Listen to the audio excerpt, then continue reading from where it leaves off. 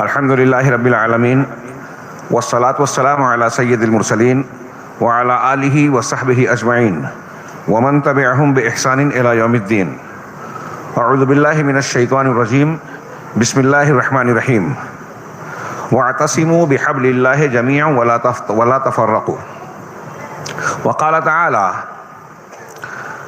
ومن يشاقق الرسول من بعد ما تبين له الهدى ويتبع غير سبيل المؤمنين نوله ما تولى ونصله جهنم وساءت مصيره. وقال تعالى التائبون العابدون الحامدون السائحون الراكعون الساجدون الآمرون بالمعروف والناهون عن المنكر والحافظون لحدود الله وبشر المؤمنين. یہاں جو بھی جمعیت کے ذمہ داران ہوں، مسجد کے ذمہ داران، علماء کرام، امام صاحب حفظہ اللہ، میرے بزرگوں، بھائیوں، اور اگر مائیں بہنیں سن رہی ہوں تو وہ بھی میری مخاطب ہے.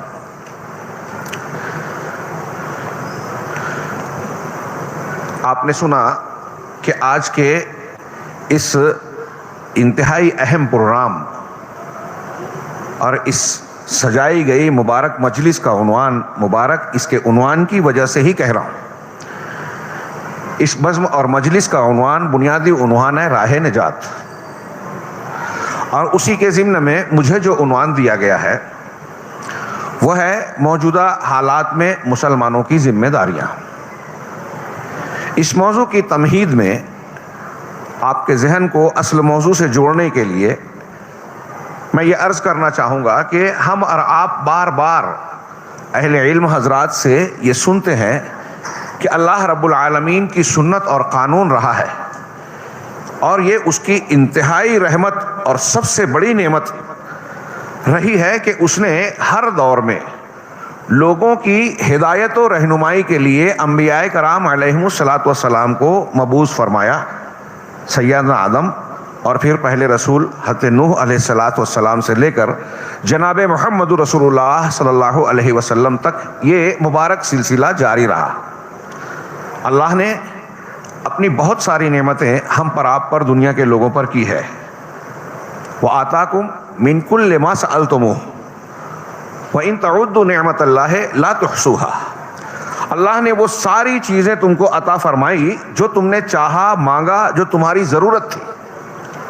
اگر تم اللہ کی نعمتوں کو گننا چاہو تو شمار نہیں کر سکتے. ان بے شمار نعمتوں میں رب العالمین نے جس نعمت کا احسان جتایا وہ ہے رسول کی بعثت. لقد من اللہ علی المؤمنین اذ بعث فیہم رسولا من انفسہم. اللہ نے احسان کیا مسلمانوں پر، مومنوں پر، کہ انہی میں سے ایک رسول کو مبعوث فرمایا. رسول کا بنیادی کام کیا ہے ہم اور آپ جانتے ہیں.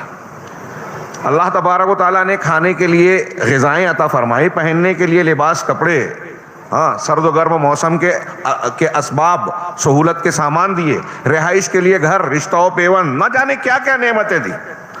ان ساری نعمتوں میں سب سے بڑی نعمت یہ ہے کہ اللہ نے ہدایت کا انتظام کیا.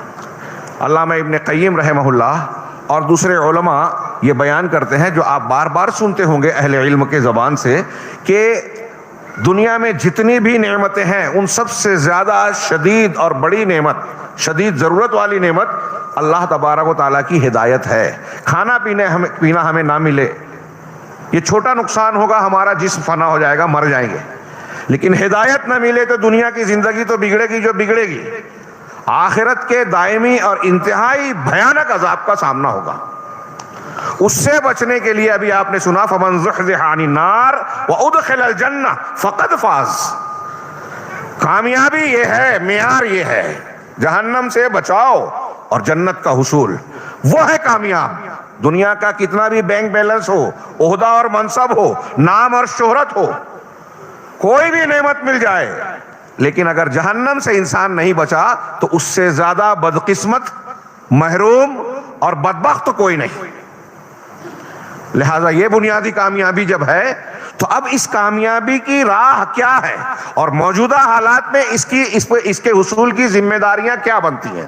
میں نے عرض کیا تمہیدی طور پر کہ اللہ تبارک و تعالی انبیاء کرام علیہم الصلاۃ والسلام کو اس دنیا میں بھیج کر لوگوں کو ہدایت کا راستہ دکھانے کا انتظام کرتا رہا. انبیاء کرام مبعوث ہوتے رہے اور راہ نجات اور راہ ضلالت کی نشاندہی کرتے رہے کہ اس راستے پہ چلو گے تو اللہ کی جنت اور انعام ملے گا، اور اس سے انحراف کرو گے تو دوزخ اور اللہ تبارک و تعالیٰ کے غیظ و غضب کا مرکز جہنم تمہارا استقبال کرے گی. جہاں موت کو انسان پکارے گا موت نہیں آئے گی، وہاں کی آگ دنیا کی آگ سے 69 گنا زیادہ شدید ہوگی. وہاں سے آدمی بھاگ نہیں سکے گا. کلما نضجت جلودہم بدلناہا جلودا غیرہا، جب بھی ان کی چمڑیاں جھلس جائے گی نئی چمڑیاں پیدا کر دی جائے گی. لیذوقوا العذاب، تاکہ عذاب کا مزہ چکھیں. ابھی آپ نے قرأت سنی، فاتقوا النار التی وقودها الناس والحجارہ. شاندار قرأت کر رہے تھے ہمارے حافظ صاحب. اس جہنم سے بچو جس کے ایندھن لوگ اور انسان ہیں. اس جہنم سے بچنے کا راستہ ہی نجات کا راستہ ہے، اور اسی راستے کو بتانے کے لیے انبیاء کرام علیہم الصلاۃ والسلام آتے رہے. ہم اور آپ یہ بھی بہت سارے قرآن و حدیث کی نصوص اور دلیلوں سے جانتے ہیں کہ انبیاء کرام الگ الگ ادوار میں الگ الگ علاقوں میں آتے رہے. زمانوں کے علاقوں کے بڑے فرق اور لمبے چوڑے فرق کے باوجود یہ بات مسلمہ ہے کہ تمام انبیاء کرام علیہم الصلاۃ والسلام کا دین اور ان کی بنیادیں ایک ہی ہوا کرتی تھی. اللہ پر ایمان، اس کی توحید، شرک سے بچنا، رسول کی اتباع، فرشتوں پر ایمان، آخرت پر ایمان. یہ دین کی وہ بنیادیں ہیں اور عقائد کی وہ اہم بنیادیں ہیں جو کبھی کسی زمانے میں تبدیل نہیں ہوئی. احکامات اور شرائع میں بعض علاقوں اور ضرورتوں کے اعتبار سے کچھ تبدیلیاں ہوئی، لیکن بنیادی طور سے دعوت سب کی ایک ہی رہی انبیاء کرام. حضرت نوح علیہ السلام سے لے کر حضرت جناب محمد رسول اللہ صلی اللہ علیہ وسلم تک. اور رسول اللہ صلی اللہ علیہ وسلم نے جو دعوت دے دی، دین مکمل کر دیا، تو اب اس میں بھی کوئی تبدیلی ہونے والی نہیں ہے. الیوم اکملت لکم دینکم واتممت علیکم نعمتی ورضیت لکم الاسلام دینا. دین مکمل. اب اللہ کے نبی جناب محمد رسول اللہ صلی اللہ علیہ وسلم یا انبیاء سے جو دعوت، دین اور ذمہ داریاں ہم کو بتائی گئی، نجات کا جو راستہ متعین کر دیا رب العالمین نے، نجات کا جو راستہ متعین کر دیا، اس کے علاوہ کوئی نیا راستہ ہم نہیں بتا رہے ہیں. یہ مجلس اس لیے برپا نہیں کی گئی کہ نیا راستہ کھوجے بتائیں، بلکہ اس لیے برپا کی گئی ہے کہ اس پرانے راستے کی نشاندہی، یاد دہانی کرائی جائے. اور پھر سوال یہ پیدا ہوتا ہے کہ حضرت امام مالک ہوں، مختلف ادوار کے لوگ ہوں، آپ بار بار پڑھتے سنتے لکھتے رہے ہیں کہ راہ نجات کیا ہے، صحیح مسلک اور منہج کیا ہے، جنت کا راستہ کیا ہے، اور اس سے ہٹنا جہنم کے راستے بہت سارے ہیں، ظلمات بہت ہیں. امام مالک رحمہ اللہ کا کیا شاندار قول ہے آب زر سے لکھے جانے کا، لا يصلح آخر هذه الامه الا بما صلح به اولها. اس امت کا آخری طبقہ، آخری گروہ، آخری جماعت اسی چیز سے سنور سکتی ہے، سدھر سکتی ہے، بچ سکتی ہے جس سے اس کا پہلا حصہ سنورا تھا. تو یہ بھی واضح ہے کہ راہ نجات کیا ہے. ابھی ہم اس کو تھوڑا سا نصوص کا میں حوالہ دے کے آگے بڑھوں گا، لیکن اس سے پہلے کہ جب یہ واضح ہے کہ راہ نجات رسولوں کا طریقہ ہے، قیامت کے دن قرآن نے کہا 2 سوال ہوں گے کہ تم نے کس کی عبادت کی، کیا عبادت کی، کس کی عبادت کی، اور رسولوں کو تم نے ماذا اجبتم المرسلین. اہل علم نے لکھا پہلے کا جواب کہ عبادت کس کی اس کا جواب ہے لا الہ الا اللہ. دوسرے کا جواب کہ رسولوں کا کیا جواب. تو اب اس تناظر میں جب معاملہ واضح ہے کہ اللہ اور رسول اللہ کو ماننا ہے، اللہ کی توحید، اس کے حقوق کو بجا لانا ہے، رسول کے مقام اور اس کے حقوق کو سمجھ کر اس کو بجا لینا ہے، یہی راہ نجات ہے. پھر بھی اس مضمون کو بار بار کیوں دہرایا جاتا ہے؟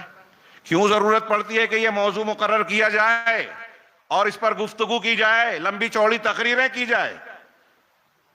تو جہاں یاد دہانی اور تذکیر، اللہ تعالیٰ کا حکم ہے فذکر فإن الذکر تنفع المؤمنین. جو اہل ایمان ہے جانتے ہیں، ان کو بھی نصیحت کرنی ہے، اس لیے کہ مومنین کو نصیحت نفع پہنچاتی ہے، قرآن کہتا ہے. اس لیے کبھی یہ نہیں سوچنا چاہیے کہ ہم کو بڑا علم ہے، کیا ضرورت ہے علماء کی تقریر سننے کی، درس میں بیٹھنے کی، حدیثیں سننے کی. ہاں، محدثین کو دیکھیں گے، امام احمد بن حنبل، امام ابو زرع رازی، یہ وہ محدثین ہیں کہ کوئی اگر حدیث سنائے تو شاید ایسی کوئی حدیث نہیں ملتی تھی جو یہ نہ جانتے ہوں. پھر بھی اگر کوئی حدیث بیان کرنے لگتا ان کا شاگرد بھی تو بیٹھ جاتے تھے کہ ہمیں اگر علم میں اضافہ نہیں ہوگا تو کم سے کم رسول کے کلام کو سننے کی برکت ملے گی, اور ہو سکتا ہے اللہ دل کھولے اور ایسے معنی اور مفہوم کے دریچے کھولے جو اس سے پہلے ہم نہیں جانتے تھے. تو ان میں خیر و برکت ہے, تذکیر کے لیے یاد دہانی کی جانی چاہیے.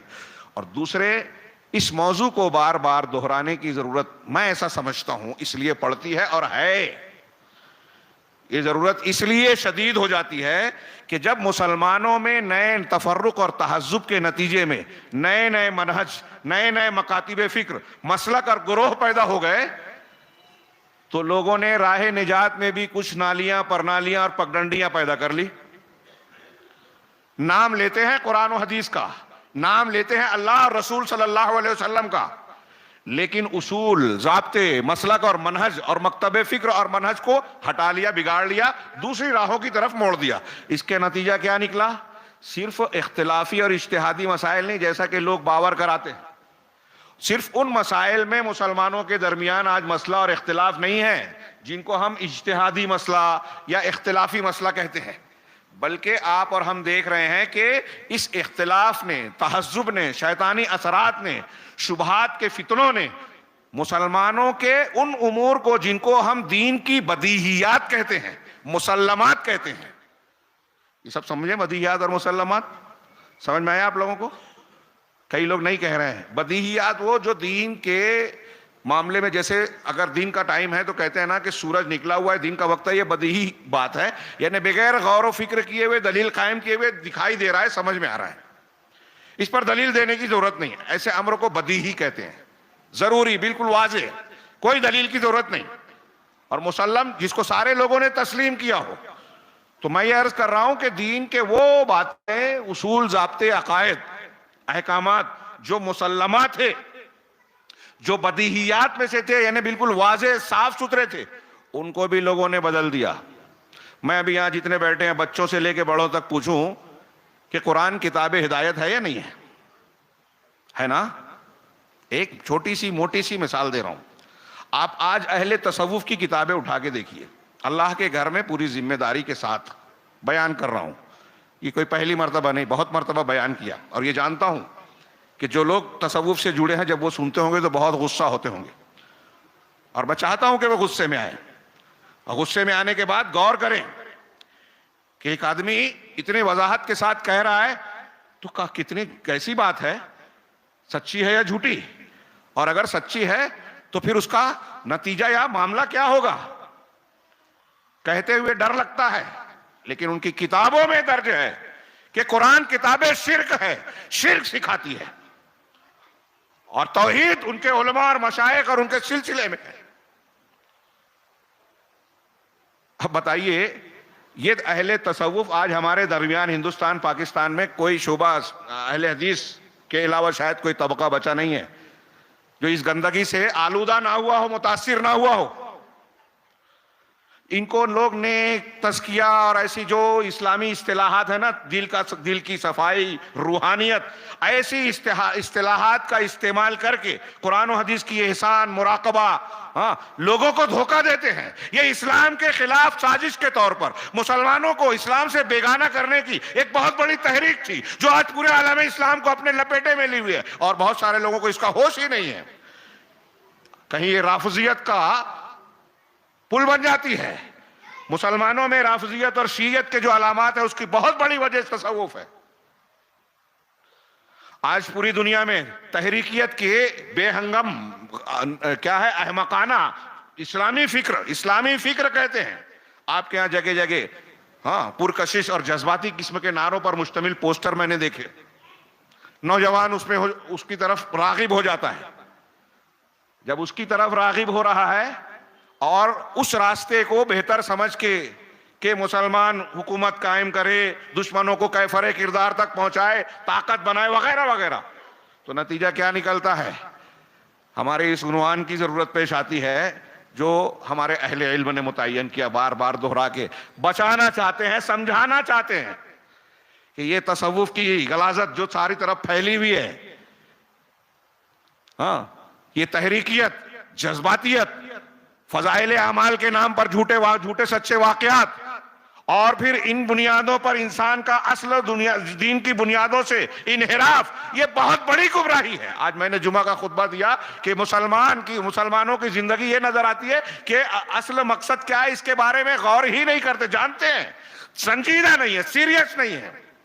نوجوان ہمارے بچے کہاں جا رہے ہیں، ہم کہاں جا رہے ہیں، ہماری بچیاں غیروں کے ساتھ تعلق قائم کر رہی ہیں، ہمارا نوجوان کوئی منکر حدیث بن رہا ہے، کوئی صحابہ کرام کے خلاف زبانیں تان دراز کر رہا ہے اور ایسے لوگوں سے متاثر ہو رہا ہے، ان کو لائک کر رہا ہے، خارجیت، رافضیت، باطنیت اور نہ جانے کون کون سی گمراہیوں کو اختیار کر رہا ہے۔ اس لیے ضرورت پیش آتی ہے کہ راہ نجات کے عنوان کو تازہ کیا جائے، بتایا جائے اس سبق کو جو اللہ رب العالمین نے متعین کیا ہے، اور بالکل کلیئر اور صاف، سورج سے زیادہ روشن یہ حقیقت ہے کہ جنت میں جانے کے لیے اللہ تعالیٰ نے جو راستہ مقرر کیا اس میں کوئی تبدیلی نہیں۔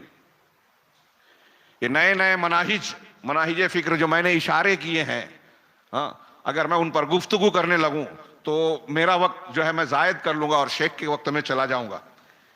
اس لیے مثبت والے پہلو پر آتا ہوں کہ اس عنوان کی ضرورت کیا ہے۔ اس تناظر میں نے یہ گفتگو کی، اور آج دیکھیں ہندوستان میں، پوری دنیا میں جو لوگ دین کے نام پر مختلف قسم کی سرگرمیاں انجام دے رہے ہیں، ان کے لیے جن چیزوں کو بنیادی طور سے ضرورت ہے، سب سے پہلے عقیدے اور منہج کی، ایمان صحیح ہو، استقامت ہو، منہج ہو۔ یہ تین الگ الگ چیزوں کو میں اکٹھا بیان کر رہا ہوں، جڑی ہوئی ہیں ایک دوسرے سے، عقیدہ و منہج۔ دوسرے یہ مرکزیت ہو، قیادت ہو، قیادت کی بات ماننے کا جذبہ ہو، مرکزیت ہو۔ تیسرا اس میں استقامت، جو میں نے ایمان کے ساتھ بیان کیا۔ اگر آپ پوری دنیا کے مسلمانوں کا جائزہ لیں، جماعتوں کا جائزہ لیں، تو آپ کو ان تینوں چیزوں میں سے کوئی نہ کوئی ایک چیز کم نظر آئے گی۔ جو لوگ بہت منظم ہیں، بڑی بڑی کانفرنسیں کرتے ہیں، غرہ ہوتا ہے، اتنے لاکھ جمع ہو جاتے ہیں، اتنے لاکھ، وہاں منہجیت اور ایمان نہیں ہے، قرآن و سنت کا عقیدہ نہیں ہے، فضائل ہے، کوئی توحید حاکمیت کی بات کرتا ہے، توحید کا نام لیتا ہے، لا الہ الا اللہ، تفسیر لکھ ڈالی، فی ظلال القرآن، تفہیم القرآن، تدبر قرآن، اور پوری ذمہ داری سے کہہ رہا ہوں، بہت برا لگے گا لوگوں کو، ماننے والوں کو، لیکن دین کی بنیادیں غلط سمجھی ہے، غلط بیان کرتے ہیں، لوگوں کو غلط متاثر کرتے ہیں۔ اٹھائیے سید قطب صاحب اور مولانا ابو العلا مودودی صاحب رحمہم اللہ، اللہ ان کی بخشش فرمائے، ان کی کتابوں میں عقائد سے متعلق انحرافات موجود ہیں، توحید سے متعلق غلط تشریحات موجود ہیں، ان کی توحید محدود ہے، اور نتیجے میں وہ کہیں وحدت الوجودی عقیدے میں چلے جاتے ہیں، وہی تصوف والا عقیدہ، کہیں آپ کو صوفیت ملے گی، کہیں خارجیت ملے گی ان کے یہاں، کہیں باطنیت ملے گی۔ ہم اہل حدیث ہیں، یہ میں ان کی بات کر رہا ہوں، ہم تبلیغی جماعت کو دیکھیں، بڑی محنت کر رہے ہیں، قیادت ہے، مرکزیت ہے، سب کچھ ہے، منہج نہیں ہے۔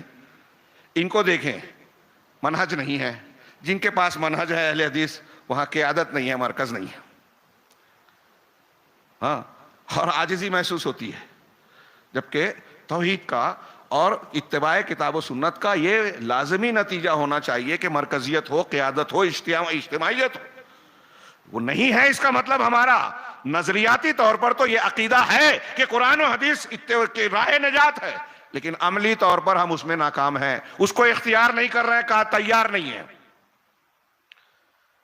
یہ منہج کی جو بات میں نے کی، راہ نجات کی، میں نے حمد و صلات کے بعد آغاز خطاب میں قرآن کی 3 مقامات سے آیتیں پڑھی۔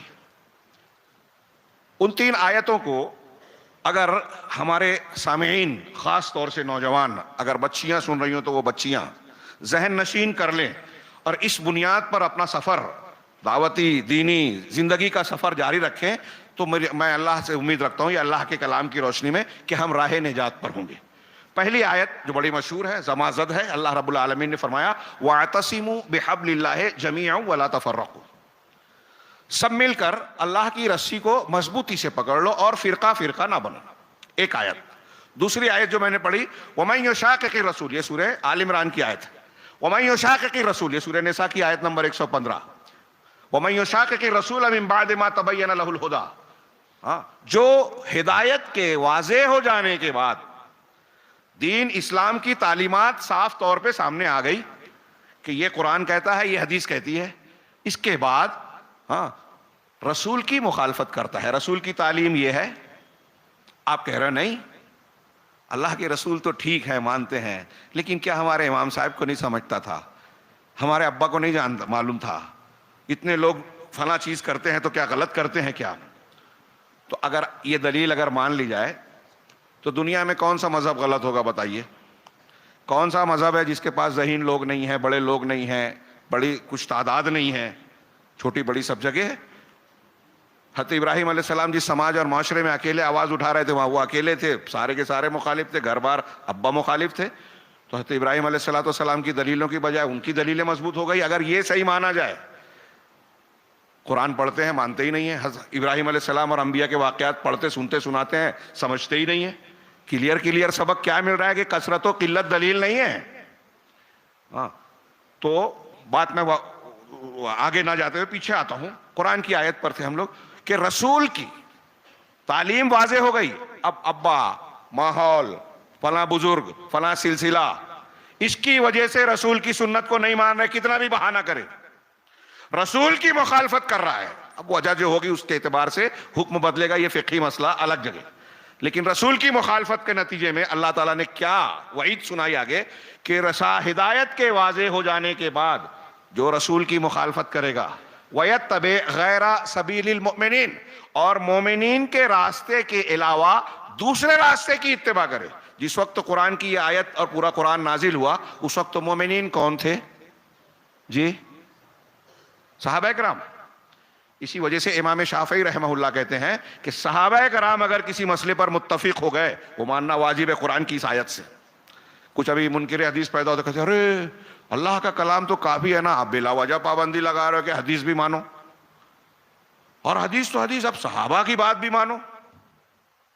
یہ ہم نے پابندی نہیں لگائی بھائی صاحب، کسی مولوی کی لگائی ہوئی پابندی کسی انسان کی نہیں ہے، بلکہ رسول نے بھی اپنی طرف سے نہیں لگائی علیہ الصلوۃ والسلام، اللہ کی طرف سے لگائی ہوئی پابندی ہے۔ یہ آیت میں نے پڑھی، یہ اور کئی آیتیں پڑھ جائیے، فَإِنْ آمَنُوا بِمِثْلِ مَا آمَنْتُمْ بِهِ فَقَدِ اهْتَدَوْا، یہ قرآن کہہ رہا ہے اگر لوگ بھی اس طرح ایمان لے آئے، جس طرح لے آتے جس طرح تم لائے ہو، یعنی صحابہ، تو ہدایت پا جاتے۔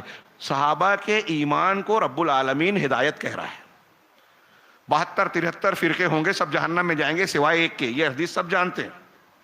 کون جنت میں جائے گا، نجات پائے گا؟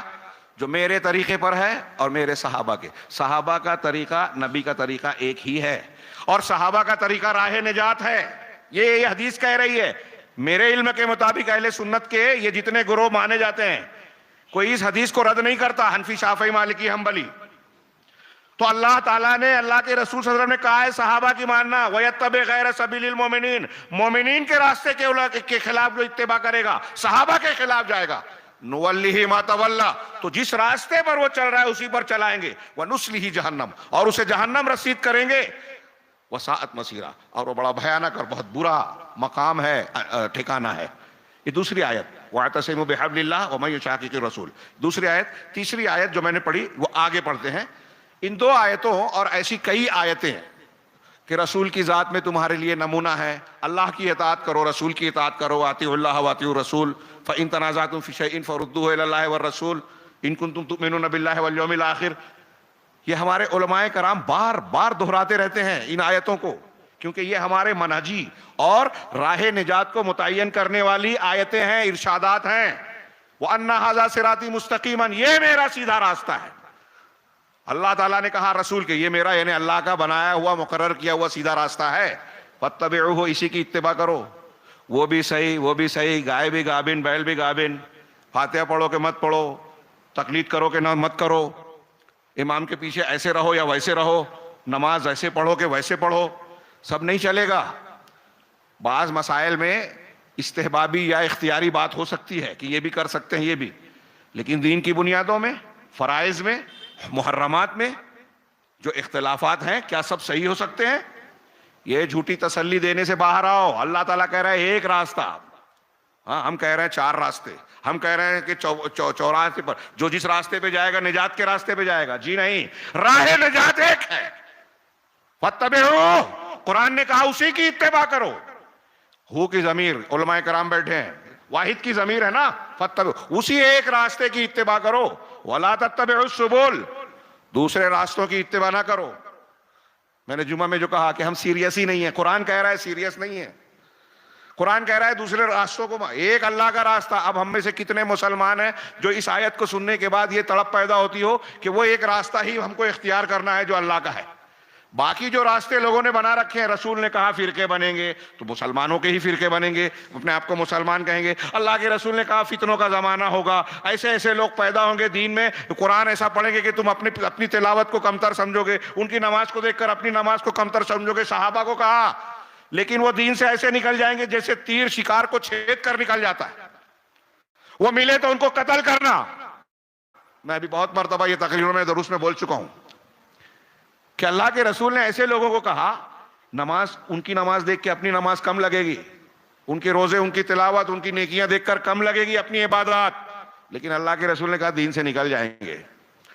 اگر آج ہمارے نوجوانوں کے سامنے ایسا کوئی آدمی آئے تو کیا کریں گے؟ میں اکثر کہتا ہوں تو کہا کہ آج کی زبان میں لائک کریں گے، اس کو لائک کریں گے، بہت زبردست فالوور بن جائیں گے۔ ہاں دیکھیے کیسے کیسے گمراہ لوگ ہیں جو یہودیوں کے، نصرانیوں کے ایجنٹ ہیں، ان کے لانچ کیے ہوئے ہیں۔ بہت کھل کے بول رہا ہوں۔ ہاں، صحابہ کو جو لوگ برا کہہ رہے ہیں نا منظم طریقے سے، اور ان کو لوگ لائک کرتے ہیں، میں ایسا مانتا ہوں کہ وہ یہود و نصارہ کے لانچ کیے ہوئے ہیں۔ نوجوانوں، یہ اس کی ادھر ادھر کی تنظیم اور یہ وہ راستہ مت ڈھونڈیے، راہ نجات قرآن و سنت ہے، اس کو ماننے والے علماء کو دیکھیے کہ وہ کس کی نشاندہی کر رہے ہیں۔ اگر علماء کی اکثریت کسی تنظیم پر سوالیہ کوشچن مارک نقل کر رہے ہیں، دور ہو جائیے اس سے۔ اللہ کے رسول نے کہا ہے، ہمارے ہی بیچ کے لوگوں کے جہنم کی دروازوں کی طرف دعوت دینے والے، مذاق نہیں کیا ہے، امت کو قیامت تک کے خطرات سے آگاہ کیا ہے۔ ہم سننے کے لیے تیار ہیں کیا؟ یہ اللہ کے رسول بتا رہے ہیں نا، راہ نجات بتا رہے ہیں، ہر حالات میں کیا ہماری ذمہ داری ہے وہ بتا رہے ہیں۔ تو اللہ اور رسول اللہ صلی اللہ علیہ وسلم کی بات مانی جائے۔ ان آیتوں سے جو اصول نکلا کہ تمسک بالکتاب والسنہ، راہ نجات کی پہلی بنیادی شرط قرآن اور سنت پر مضبوطی سے جم جانا، رسول اللہ صلی اللہ علیہ وسلم کی گارنٹی۔ گارنٹی کس کی؟ رسول کی۔ اور یہ بھی حدیث سب مانتے ہیں۔ آخر وقت میں آپ نے کہا کہ ترکت فیکم امرین، دو چیزیں چھوڑی جا رہا ہوں تمہارے بیچ۔ یہ اللہ کے رسول کی ایک دم زندہ وصیت ہے۔ خطرات اور فتنوں کا کوئی بھی زمانہ ہو، کیسے بھی حالات ہو، رسول نے فرمایا یہ راہ نجات، دو چیزیں چھوڑے جا رہا ہوں، جب تک مضبوط پکڑے رہو گے کبھی گمراہ نہیں ہوگے۔ اب یہ دو چیزیں ماننا کیسے ہے؟ صوفی بولتا ہے کہ میری تشریح مانو، کچھ لوگ کہتے ہیں کہ مولانا الیاس نے جو سمجھا ہم ویسے مانیں گے، کچھ کہتے ہیں کہ شیخ ابو العلا مودودی رحمہ اللہ نے جیسے جانا، سید قطب نے جیسے سمجھایا، حسن البنا صاحب نے جیسا بتایا۔ میں نے بعض خطابات میں سوالات کیے، تھوڑی دیر کے لیے اپنی تھوڑی سی عقل کا استعمال کیجئے۔ صحابہ کرام کس زمانے میں تھے؟ اللہ کے رسول صلی اللہ علیہ وسلم کے زمانے میں۔ اس زمانے کے حالات سے واقف تھے، زبان سے واقف تھے، قرآن ان کی زبان میں نازل ہوا، قرآن کے محاوروں سے سب سے زیادہ بعد والوں کے مقابلے میں وہ واقف تھے۔ کس واقعے کے تناظر میں قرآن کی کون سی آیت نازل ہوئی سب سے زیادہ صحابہ جانتے تھے۔ نبی کریم صلی اللہ علیہ وسلم اور صحابہ ایک دوسرے سے اس وقت نبی کریم صلی اللہ علیہ وسلم سے رجوع کر کے بعض آیات اگر مشکل پیش آئی تو اس کو جان سکتے تھے کہ اللہ کے رسول اس کا معنی سمجھ میں نہیں آیا۔ ایسی بہت سی مثالیں حدیثوں میں ہیں۔ ظلم کا معنی سمجھنے میں غلط ہوئی، چور اور چورنی کا ہاتھ کاٹنے میں رسول نے تعین کی، ہاتھ پورے کو کہتے ہیں لیکن کاٹنا ہتھیلی سے ہے۔ اس طریقے سے آپ کئی نکات اور کئی پہلوؤں سے غور کریں کہ زیادہ دین کو، قرآن کو سمجھنے والے صحابہ ہیں، تابعین ہیں، یا آج کے مفکرین ہیں جو یورپ سے، امریکہ سے اور ان کے افکار سے متاثر ہیں، جن کی عربی صحابہ کی عربی کی طرح گہرائی کو لیے ہوئے نہیں ہے، جو رسول کے ماحول کو اس طرح نہیں جانتے تھے جس طرح صحابہ نے جانا۔ تو قرآن کی تفسیر کس کی زیادہ معتبر ہوگی؟ دین کس کا زیادہ قابل قبول ہوگا؟ اور اس سب سے بڑھ کر اللہ اور رسول نے صحابہ کرام کو رضامندی کا سرٹیفکیٹ دیا، یہ بتایا کہ فتنے اٹھیں گے، جھگڑے ہوں گے، قتال ہوگا، لیکن میرے صحابہ کو برا نہیں کہنا، وہ ہدایت پر ہے، اللہ ان سے راضی ہوا۔ جن سے اللہ راضی ہے آج اس سے بہت سے لوگ ناراض ہیں۔ کیا یہ ایمان ہوگا؟ یہ راہ نجات نہیں ہے۔ ہم جب تمسک بالکتاب والسنہ کی بات کرتے ہیں تو اس میں سر فہرست قرآن حدیث کو مضبوط پکڑنا، تو راہ نجات میں اس کے لیے سب سے پہلی بنیاد ہے توحید۔ ہاں معاف کیجئے گا ہم بہت دہراتے ہیں، لیکن ہمارے سماج اور معاشرے کے حالات دیکھ کر میرا یہ کہنا ہے، اہل علم موجود ہیں، میرا یہ کہنا ہے کہ آج توحید کو سمجھنے والے بھی جو دعوے دار ہیں بہت سے وہ توحید نہیں سمجھتے۔ میں بھی اگر یہ کہوں، ابھی میں نے ذکر کیا کہ بڑے بڑے مفسر ہیں، لوگ جماعت میں 15 سال 10 سال 20 سال لگا دیتے ہیں، آپ ان سے پوچھئے توحید کی کتنی قسمیں ہیں، توحید کی کیا تعریف ہے، کسے کہتے ہیں، نہیں بتا پائیں گے الا ماشاء اللہ۔ کیا دین سیکھا آپ نے؟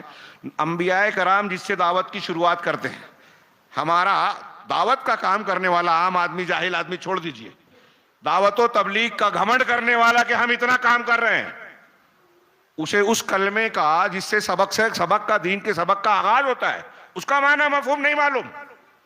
ہمارے یہاں بہت سے اہل حدیث ہے، ہاں توحید سے متعلقہ امور سے بارے میں سوال کیا جائے، اس کے ارکان کیا ہیں، شرائط کیا ہیں، میں سمجھتا ہوں اکثریت بتا نہیں پائے گی۔ میں یہ نہیں کہتا جانتے نہیں، بتا نہیں پائیں گے،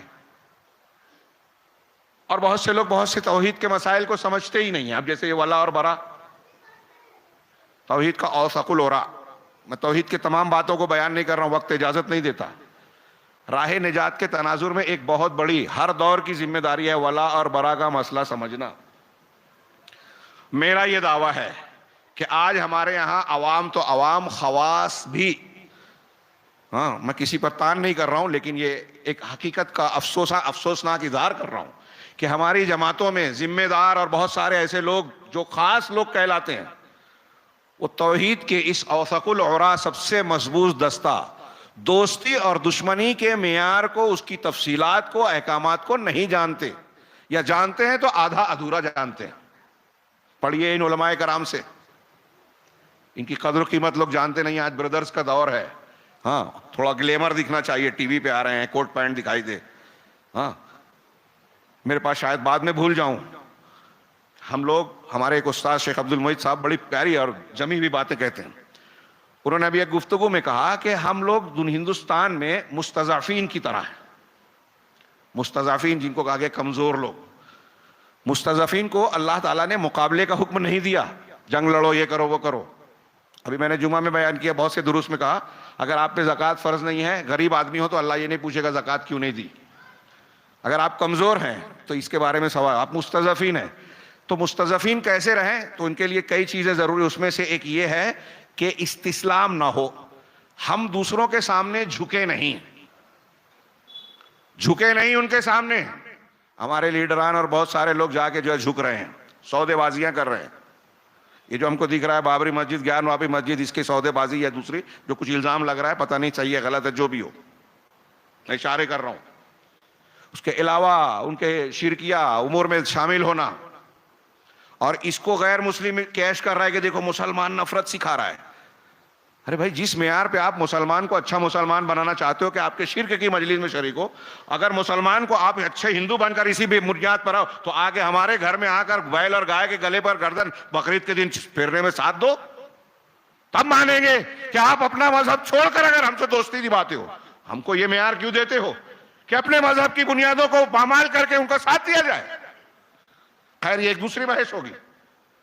ولا اور برا کا مسئلہ، دوستی اور دشمنی کا، میں کہہ رہا ہوں بہت سے لوگ نہیں سمجھتے روزمرہ کی زندگی میں۔ اگر یہ ولا اور برا کا مسئلہ ہم لوگ صحیح سمجھ لیں تو میرا یہ دعویٰ ہے اللہ کے گھر میں، علماء کرام سے گزارش کروں گا کہ اس مسئلے کو جو میں رخ دے رہا ہوں اس کو سمجھائیں لوگوں کو، کہ مسلمانوں میں دینی غیرت باقی رہے گی، زندہ ہوگی۔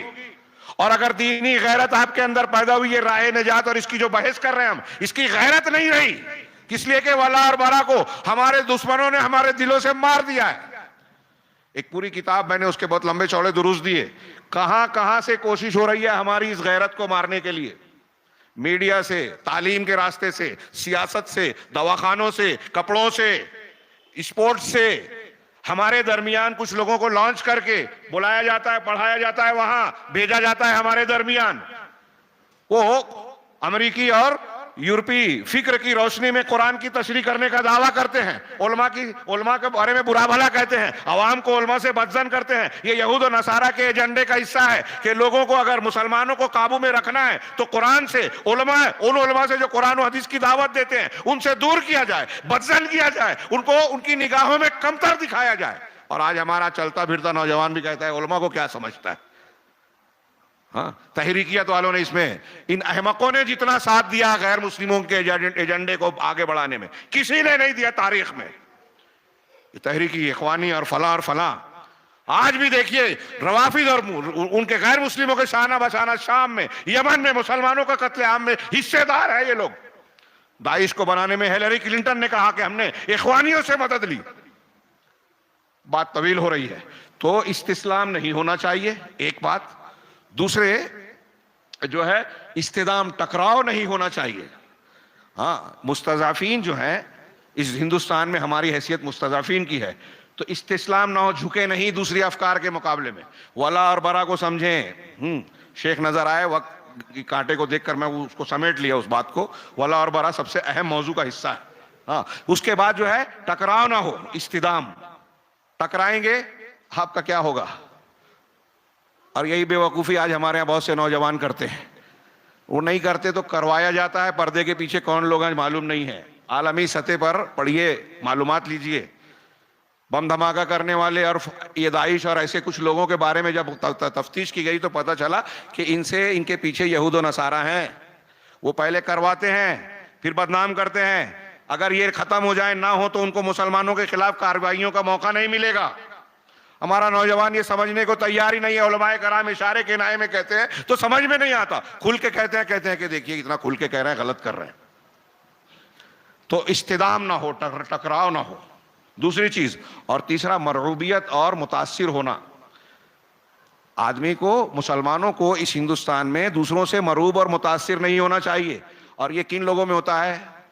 آپ دیکھیں کہ جن کا عقیدہ ولا اور برا, توحید, رسول اللہ صلی اللہ علیہ وسلم کی اتباع اور آپ کے مقام کا صحیح علم نہ ہو, توحید اور اتباع سنت کا جذبہ جن کا کمزور ہو جاتا ہے, وہ دوسرے افکار سے چمک دمک سے متاثر ہو جاتے ہیں, مرعوب ہو جاتے ہیں. صحابہ کرام کو دیکھیے کہ بادشاہوں کی دربار میں جا رہے ہیں, آنکھوں میں آنکھیں ڈال کر بات کر رہے ہیں. انہیں بڑی سے بڑی دولت, رونق, کوئی چیز متاثر نہیں کرتی تھی. توحید انسان کو مرعوبیت پروف بنا دیتی ہے, متاثر نہیں ہوتا دوسروں سے. تو خیر یہ بات مستضعفین کی میں نے عرض کی. تو ان آیتوں کی روشنی میں جو دو موٹے بڑے اصول ملے کہ قرآن و سنت کی اتباع. اس قرآن و سنت کی اتباع میں عقیدہ پہلے نمبر پر, منہجیت پہلے نمبر پر. ہاں اور میں نے کہا کہ آج الحمدللہ یہ منہجیت اہل حدیث کے پاس ہے روئے زمین پر. ہاں ہمارے استاذ محترم بھی تشریف لا چکے. مجھے بولنے میں دقت ہو رہی ہے نا ٹائم جی. تو روئے زمین پر منہج, عقیدے اور ایمان کے اعتبار سے کوئی گروہ اور جماعت ہے تو حضرت امام بخاری, علی ابن مدینی, امام ترمذی رحمہم اللہ, عبداللہ ابن مبارک اور دوسرے بہت سارے علماء سلف و خلف کے مطابق وہ اہل الحدیث ہیں. اور وہ نہیں ہے تو پھر کس کے پاس ہے کہ نہیں کہا جا سکتا. حضرت امام احمد بن حنبل کے قول کے مطابق منہج ہمارے پاس ہے, قیادت اور قوت نہیں ہے. تو پہلے کتاب و سنت پر تمسک, دوسرے نمبر پر جو ہے اتحاد و اتفاق, باہمی تعاون, ایک دوسرے کا ساتھ دینا. یہ آج کے ماحول میں بہت بہت مشکل لگ رہا ہے ہمیں. لیکن اگر تقویٰ ہو, قرآن و سنت کی اتباع کا صحیح جذبہ ہو تو یہ کام مشکل نہیں ہے. قربانیاں آدمی بڑی بڑی اس وقت دینے پر آمادہ ہوتا ہے جب توحید مضبوط ہوتی ہے, اللہ کے لیے اخلاص ہوتا ہے, اللہ واسطے بڑے بڑے مسائل کو قبول کرنے کے لیے تیار ہوتا ہے. تیسری چیز کہ قرآن و حدیث کو ماننا یہ زیادہ اہم ہے. اور آپ بار بار سنتے ہیں کہ فلاں کے طریقے پہ, فلاں کے دماغ سے انہوں نے تفہیم لکھی, انہوں نے تدبر لکھی, وہ اتنے بڑے کام کر رہے ہیں, وہ ٹی وی چینل پہ آتے ہیں, 100 جلدوں کی کتاب لکھی ہے. یہ معیار نہیں ہے. قرآن و حدیث کو ویسے ماننا جیسے صحابہ نے مانا, عقیدہ ویسے قبول کرنا جیسے صحابہ نے قبول کیا. جیسے صحابہ نے اپنی اگلی نسل کو پہنچایا دین, عقیدے میں, عبادات میں, معاملات میں, منہج میں, ساری چیزیں وہی لینا. میں نے ابھی سوال کیا تھا کہ صحابہ کا دین زیادہ معتبر ہوگا یا بعد کے بڑے بڑے اسکالرز یا بڑے بڑے نام؟ آپ دل سے پوچھئے, ان لوگوں سے بھی پوچھئے جو دوسروں کے پیچھے چل رہے ہیں. یہ ہوا راہ نجات کا تعین. اب اس تناظر میں میں اپنی بات کو اختصار کرتے ہوئے، حالانکہ یہ جو اگلی آیت ہے میں اس پہ زیادہ گفتگو کرنا چاہتا تھا، سورہ توبہ کی ایک آیت میں اللہ رب العالمین نے گویا ہم کو ایک منہج دیا. ایسی کئی آیتیں اور کئی باتیں ہیں، لیکن بعض علماء کی تشریح کے مطابق اگر ہم یہ کہیں کہ اس آیت میں اللہ تبارک و تعالیٰ نے مسلمان بندوں، بچوں، نوجوان، بوڑھوں کو گویا تربیت کا پورا نصاب اختصار اور جامعیت کے ساتھ دے دیا. ہم پوچھتے ہیں ہمیں موجودہ حالات میں کیا کرنا چاہیے. ہاں، یہ پوسٹرز لگے ہوئے ہیں، کچھ جذباتی باتیں کرتے ہیں، کچھ صرف فضائل کی باتیں کرتے ہیں، کچھ اس طرح سے کہ آدمی یا لوگ سوچتے ہیں کہ یہ ہمارے حالات کسی اور دنیا سے تعلق رکھتے ہیں اور یہ مسائل کچھ اور کسی اور دنیا کے بتاتے ہیں. میں ایک اختصار کے ساتھ اپنی بار بار دہرائی ہوئی ایک بات کو دہراتا ہوں کہ اختصار سے اگر کہا جائے کہ موجودہ حالات میں بھی اصلاح کا، تربیت کا، اچھائی کا وہی اسلوب، منہج اور طریقہ ہم کو اختیار کرنا ہے جو نبی صلی اللہ علیہ وسلم کا طریقہ تھا. اللہ کے نبی جناب محمد رسول اللہ صلی اللہ علیہ وسلم جس معاشرے اور ماحول میں مبعوث ہوئے، نبی بنا کر بھیجے گئے، کتنا بگڑا ہوا تھا. جاہلیت کا عہد تھا، جاہلیت اور جہالت کا دور کہتے ہیں نا ہم، لیکن صرف 23 سالہ عہد نبوت، نبوی تربیت نے اس کی پوری کایا پلٹ دی. اور انسانی تاریخ، پوری انسانی تاریخ میں مسلمان ہی نہیں غیر مسلموں کو بھی اعتراف ہے کہ اتنا اچھا سماج، معاشرہ پہلے کبھی وجود میں نہیں آیا جتنا نبی کریم صلی اللہ علیہ وسلم کی دعوت و تبلیغ سے آیا. اب بتائیے کہ اللہ کے نبی جناب محمد رسول اللہ صلی اللہ علیہ وسلم نے جاہلیت کو، دنیا کی سب سے عظیم جاہلیت کو دنیا کی سب سے بڑی تہذیب میں بدل دیا. گوار لوگوں کو دنیا کا معلم اور استاد بنا دیا. تو آج ہمارے لیے کیا وہی نسخہ، وہی ذمہ داریاں اور وہی کام کافی نہیں ہے ہماری اصلاح حال کے لیے؟ تو ہم نوجوانوں کو یہ بتائیں. شیخ ابن باز رحمہ اللہ سے پوچھا گیا، ہاں بات کو مختصر کرنے کے لیے مثال دوں، شیخ ابن باز رحمہ اللہ سے پوچھا گیا کہ موجودہ حالات میں یہ جو شدت پسندی کی، انتہا پسندی کی، جذباتیت کی باتیں ہو رہی ہے، اور نوجوان کچھ کہتے ہیں کہ یہ آج کے حالات کا تقاضا ہے، اگر آپ اسے غلط کہتے ہیں تو پھر آج کے حالات میں ہم کو اصلاح کیسے کرنی چاہیے؟ کیسے مسلمانوں کے مسائل حل ہوں گے؟ تو انہوں نے بڑا پیارا جواب دیا، لمبا ہے لیکن پہلا جملہ صرف نقل کر رہا ہوں. انہوں نے کہا کہ بالتعلیم والتوجیہ من العلماء الربانیین، کہ تعلیم اور علماء ربانیین کی رہنمائی کے ذریعے سے یہاں مسائل حل ہوں گے.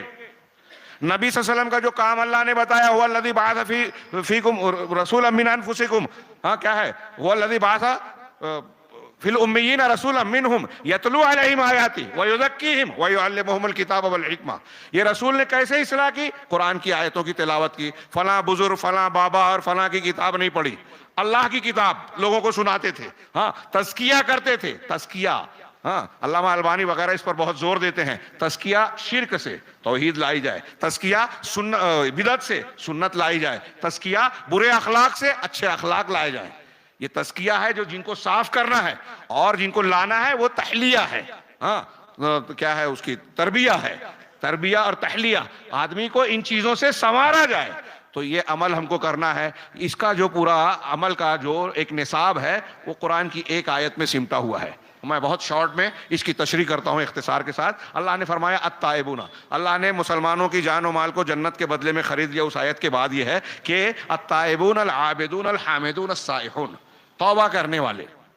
کاش کے وقت ہوتا اگر کوئی بندہ اللہ کے راستے پہ چلنا چاہتا ہے، ہاں تو سب سے پہلے اسے توبہ کرنی چاہیے. یعنی پہلے ہر انسان سے کچھ نہ کچھ خطا، غلطیاں واقع ہوتی رہتی ہیں، نیک ہو بد ہو، تو پہلے ان گناہوں سے توبہ کرے. اور مسلمانوں کے سب مسائل کا، سارے مسائل کی سب سے بڑی بنیاد گناہ ہے. اللہ تعالیٰ نے قوموں کو ہلاک کرنے کا ذکر کرنے کے بعد کہا فَكُلًّا أَخَذْنَا بِذَنبِهِ، ہر ایک کو ہم نے ان کے گناہ کے پاداش میں پکڑ لیا، عذاب میں گرفتار کیا. تو گناہ مسئلہ ہے. اس لیے سب سے پہلے جب دین کے راہ پہ چلنا ہے، کامیابی کے راستے پر چلنا ہے، راہ نجات پر، اور اپنی ذمہ داری نبھانا ہے، تو گناہوں سے توبہ کریں. توبہ کے معنی میں ایک یہ بھی آ گیا کہ ہم اب تک جو راستہ اختیار کرتے تھے، ایک آدمی شرکیہ راستے پہ چل رہا تھا، ایک تصوف میں چل رہا ہے، فلاں بزرگ، فلاں عالم اور اس کے راستے کے نام پہ چل رہا ہے، نبی کے راستے سے ہٹا ہوا ہے. تو شرک سے، بدعت سے، خرافات سے، غلط منہج سے توبہ کر کے صحیح منہج پہ آئے. توبہ میں یہ بھی ہے کہ صحیح کی طرف رجوع کرنا، اللہ سے شرمندہ ہونا، آئندہ گناہ نہ کرنے کا عزم اختیار کرنا. تائبون، ہاں توبہ کے سلسلے میں کتنی اس کی اہمیت و فضیلت ہے. آپ اندازہ لگائیں کہ اللہ کے نبی جناب محمد رسول صلی اللہ علیہ وسلم ایک مجلس میں 70 مرتبہ 100 مرتبہ استغفار کیے کرتے تھے، جبکہ ہم جانتے ہیں کہ نبی معصوم تھے، ان پر کوئی گناہ نہیں تھا، پھر بھی آپ اتنا اہتمام کرتے تھے. یہ اللہ کو بہت پسند ہے گنہگار توبہ کرے. اور ایک بات اور بھی عرض کرو توبہ کے سلسلے میں، علامہ ابن قیم اور پھر ان کی تشریح میں بعض دوسرے علماء نے بڑی پیاری بات کہی. ایک قول ہم سے کہا جاتا ہے گیا وقت پھر ہاتھ آتا نہیں. جو ماضی ہمارا وقت زندگی کا گزر گیا وہ ہمارے ہاتھ سے چلا گیا، اس میں ہمارا اختیار نہیں ہے نا، ہم کہتے ہیں نا یہ بات.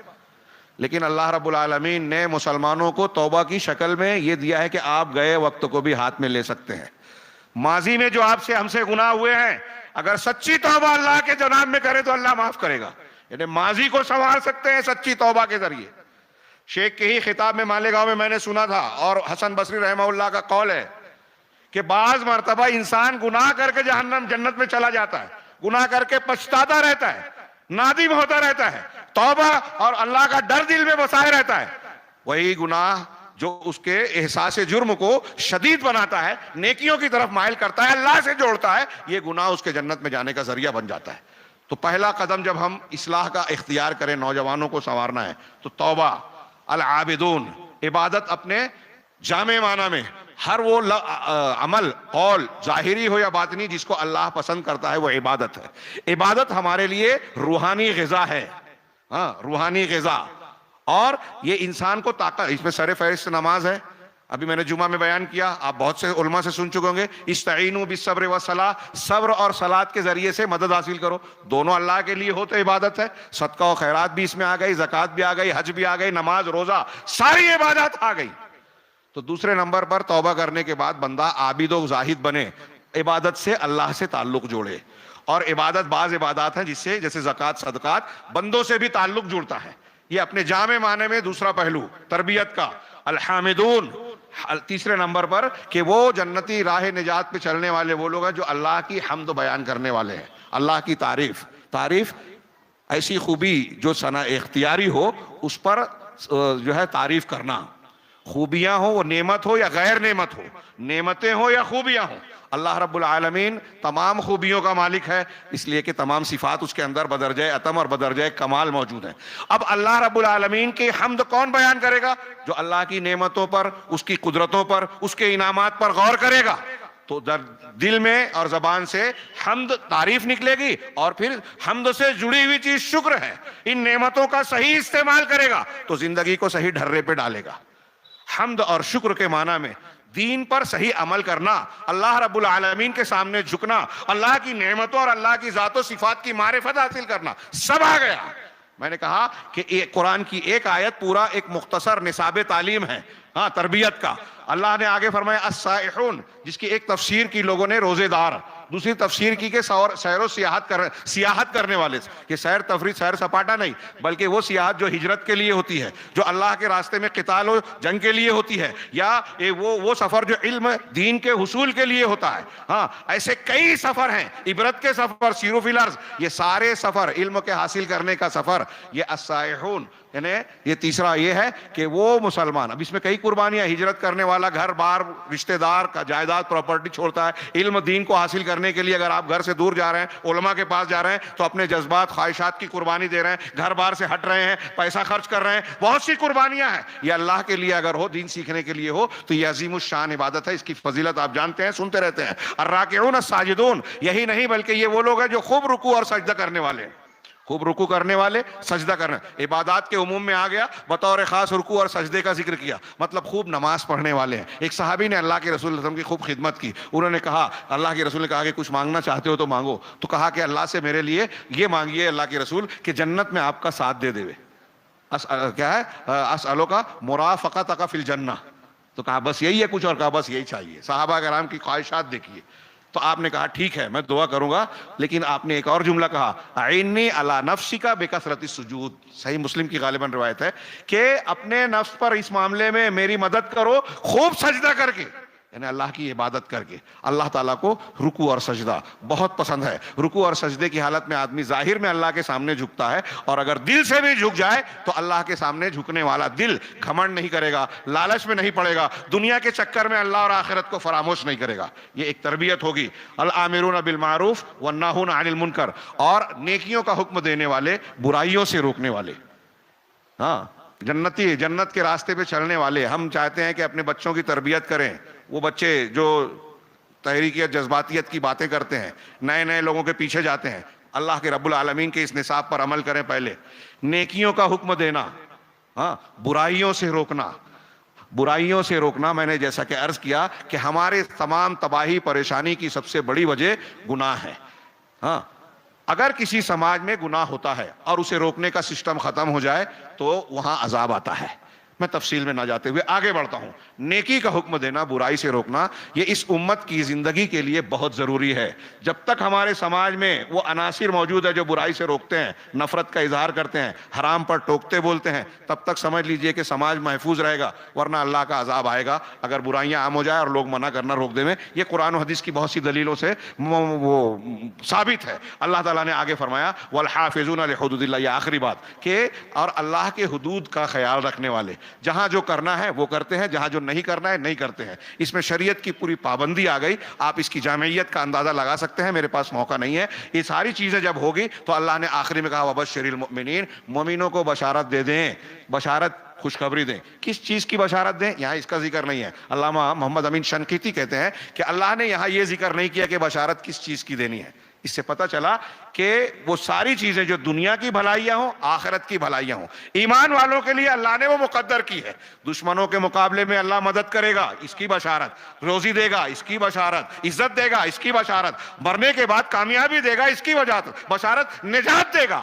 لہذا راہ نجات یہی ہے, اس کو اختیار کیا جائے. میں اپنی بات ختم کرنے سے پہلے اشارہ کروں گا کہ اس عنوان کی اور اس کو سمجھنے سمجھانے کی ضرورت اس لیے بہت شدید ہے کہ آج ہمارے یہاں ماحول میں, عالمی پیمانے پر کہیے, ہمارے گھروں میں موبائل کے ذریعے, کمپیوٹر کے ذریعے, نیٹ کے ذریعے اور نہ جانے کیا کیا جو جدید وسائل نکل گئے ہیں, ان مختلف ذرائع سے شبہات اور شہوات کے فتنے ہمارے گھروں میں گھس چکے ہیں. ہماری بچیوں اور عورتوں تک پہنچ چکے ہیں. ہمارے بچے اپنے جیب میں اور ہاتھوں میں لے کر گھومتے ہیں. ہاں, اخلاق کو خراب کرنے والے ہی نہیں, عقیدے کو بگاڑنے والی چیزیں بھی عام کی جا رہی ہے, فلمیں بنائی جا رہی ہیں, اور نہ جانے کون کون سے راستے سے یہ حملے ہو رہے ہیں. ان تمام مخالفتوں کی کے ماحول میں ہمیں اگر اپنی نسلوں کی حفاظت کرنی ہے, اللہ کی رحمت اور اس کی نصرت کا مستحق بنانا ہے, تو اس نصاب تعلیم پر عمل کرنا پڑے گا کہ ہم اللہ کے قرآن و حدیث کو مانیں. اس میں تقوی, پرہیزگاری, اتباع, دعا سب آ گئی, عبادات میں آ گئی, اور یہ جو چیزیں بیان کی گئی ہیں سورہ توبہ کی, اس نصاب کے مطابق ہم اپنے بچوں کی, اپنی نسلوں کی, اپنے گھروں کی تربیت کریں. اللہ سے دعا ہے کہ وہ ہمیں راہ نجات کو سمجھنے اور اس کے مطابق اپنی ذمہ داریوں کو نبھانے کی توفیق عطا فرمائے. وآخر دعوانا الحمدللہ رب العالمین, وصلی اللہ علی نبینا محمد.